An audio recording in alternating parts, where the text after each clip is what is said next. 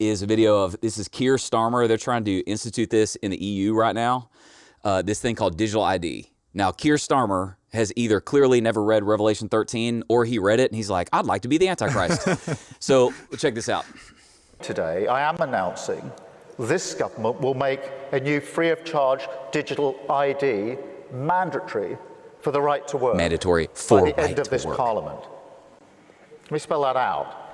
You will not be able to work in the United Kingdom if you do not have digital ID. It's as simple as that. Wow. God does nationalism, Satan does globalism in the Bible. Humankind has a sin nature. We're rebellious by nature. And God knew that if mankind ever unified, we would unify in rebellion against him. This calls for wisdom. Let the person who has insight calculate the number of the beast, for it is the number of a man. That number is 666. Now, okay, so I got this from Wes Huff, and that is one of the papyrus, earliest papyrus fragments with this specific verse. What a lot of people point out, in Greek and Hebrew, all the numbers, they have corresponding alphanumeric figures. If you write out the name Nero Caesar in Hebrew, its corresponding alphanumeric figures come out to exactly 666. Which parts of Revelation are describing things that happened in the past? Which parts of Revelation are describing things that will happen in the future? Or which parts of Revelation are describing things that had what's called a near fulfillment in the past, but were typologically pointing forward to an ultimate fulfillment that will also happen in the future? Most Bible scholars would say this passage, it has a near fulfillment in the person of Nero, but it will have an ultimate fulfillment in whoever is an end-of-time Antichrist figure. Wow. So here's what's interesting about the 666 thing. First of all, it almost certainly is referencing Nero. Now, if you read Revelation 13, it says a few things. That it's going to be a beast from the sea. In Revelation and ancient Near Eastern literature, if I understand it correctly, often represents just godlessness, sometimes political things. So it's like potentially referencing him. Number two, Revelation 13:3 says that whoever this beast is will have a fatal wound that is then healed. So Nero killed himself. He went crazy and killed himself. And then a bunch of reporters in Rome that actually, it was actually just a conspiracy that he killed himself, that he's actually still alive.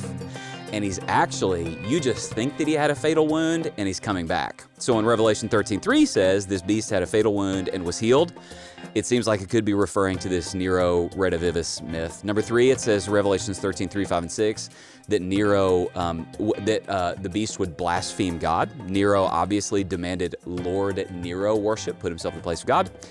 And then Revelation 13:5, it talks about this guy has 42 months. The beast has 42 months. Nero's persecution of Christians lasted an estimated 3.5 years, which corresponds to about 42 months.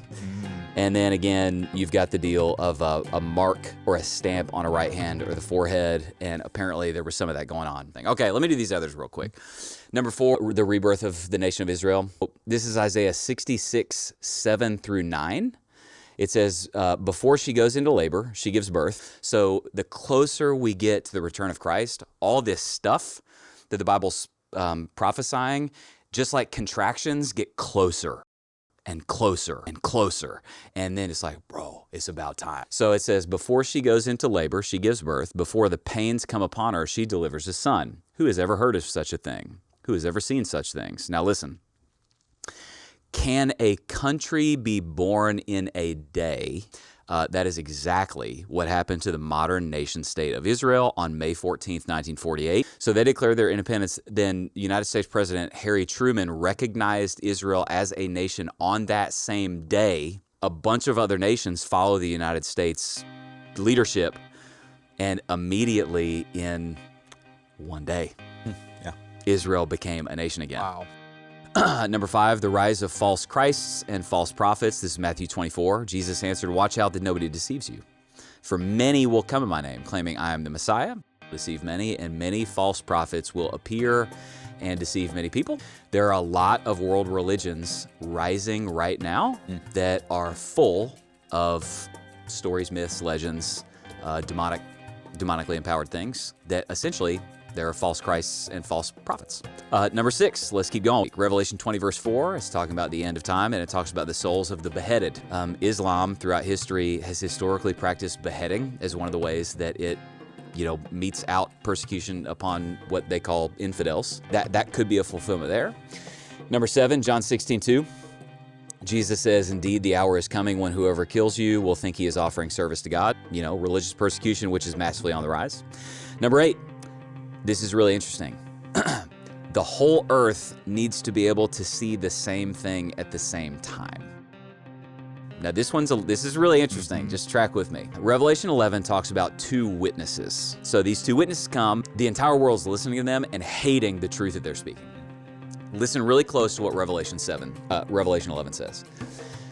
Now, when they have finished their testimony, the beast that comes up from the abyss will attack them and overpower them and kill them. Verse 8. Their bodies will lie in the public square of the city, which is figuratively called Sodom and Egypt, where also their Lord was crucified, almost certainly Jerusalem or outside of Jerusalem. Listen, for 3.5 days, some from every people, tribe, language, and nation will gaze on their bodies and refuse them burial. For centuries, Bible scholars have been like, well, how can everybody from the whole world gaze on their bodies? Until the invention of international broadcasting. And now, every person on earth is holding one of these, and with the click of a button, you can be watching a live stream of anything, anywhere in the world. It's the first time in human history that Revelation 11 is even technologically possible to happen. Wild. Okay? That's wild. It's going to get wilder. And it's interesting because after it says what you just said, that they will gaze at the dead body, not only will everybody see it, but they will be happy and celebrate with Charlie Kirk, where people are literally going on social media and rejoicing and celebrating. This is Isaiah chapter 5, verse 20. Woe to those who call evil good and good evil. Number 9, this one has not been fulfilled yet, but could be very soon. Matthew 24:14, and this gospel of the kingdom will be preached in the whole world as a testimony to all nations. It says, and then the end will come. Or number 10, there has to be a mass apostasy, particularly in the West. If you look at where Christendom historically has been for the last 1,000 years, we're in the middle of the largest mass apostasy in church history. Can I do the mind-blowing one? Let's go. Bro, this legit is maybe the most mind-blowing Bible fact, okay? Jesus ascended into heaven when he was standing on, in Acts chapter 1, the Mount of Olives. And he specifically said in Acts chapter 1, he said, I'm going to come in the exact same way that I go. He's going to descend and stand right on top of the Mount of Olives again. Let's go a layer deeper. So if you're ever there on the Mount of Olives is east of the Temple Mount. So when you stand on the Mount of Olives, you're looking right over here, and it's like, bro, the Temple Mount is right there. Temple's torn down. Right now you got the Dome of the Rock, but the temple was right there, okay? So, and that's where Jesus was standing, and he looked at the Temple Mount. So in Ezekiel, it's one of the passages that Jewish people for millennia have been like, that's a messianic prophecy. This is describing what's going to happen when the Messiah comes. Listen really close, bro. This is insane. Then the man brought me back to the outer gate of the sanctuary, the one facing the east, and it was shut. The Lord said to me, this gate is to remain shut. It must not be opened. No one may enter through it. It is to remain shut because the Lord, the God of Israel, has entered through it. This is talking about a future event as if it were in the past. So it's saying when the Messiah comes, he's going to walk right through that gate, okay, east gate. Then it says, verse 3, the prince himself, Messiah, is the only one who may sit inside the gateway to eat in the presence of the Lord. He is to enter by way of the portico of the gateway and go out the same way. This right here is the east gate, as seen from when you're standing on the Mount of Olives. That's literally what you're looking at right there, east gate right there. Now, if you look at it, you're like, where's the gate, bro? Because it's all bricked up. So when the Muslims conquered Jerusalem, they did two things because in part, they had fear of the messianic prophecies that the Messiah would come. Number one, if you look at the bottom of that gate, notice there's like thousands of tombs there. So in part, they put a cemetery out there because they were like, they knew the Jewish Old Testament laws that holy people weren't supposed to be around dead bodies. And then, dude, the guy's name was Sultan Suleiman. He conquered Jerusalem in 1517, the Islamic guy. Had fear of the future Messiah coming and this specific prophecy, and he's the dude that bricked up the East Gate because he was going, I'm gonna make sure that prophecy can never get fulfilled and the Messiah will never walk through that gate. Now, I wanna say two things, bro.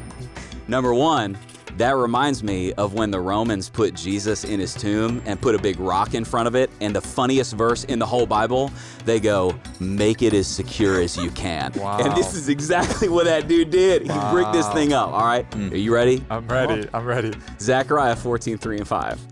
Again, messianic prophecy about the return of Christ says this: his feet shall stand upon the Mount of Olives, which faces Jerusalem on the east. And the Mount of Olives shall be split in two, from east to west, making a large valley. Half of the mountain shall move to the north, and half of it to the south. In 1964, these Jewish dudes want to build a hotel on the top of the Mount of Olives. In order to do it, they've got to get a geological survey done before they build on the top of a historic mountain. When they do the geological survey, they discover that there is a fault line that runs right underneath the Mount of Olives. It is an east to west fault line that runs right from the top of the Mount of Olives right to the east gate. Wow.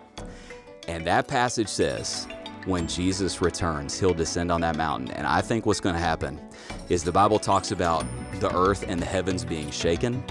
I think he'll come down, trump's going to sound, and the whole earth will get shaken. That fault line will crack wide open. I think that in fulfillment of this prophecy, that whole valley will just do this. All those stones that dude put in front of that thing are going to fall right down. And every single body they buried in front of that thing going, he's not going to want to walk through a place of dead bodies. They're all going to rise from the dead right in front of the Lord of glory. And he's going to walk right through that thing, stand on that Temple Mount and be like, where are you at now? That right there. That was amazing. That's amazing, That's awesome. bro. That's amazing.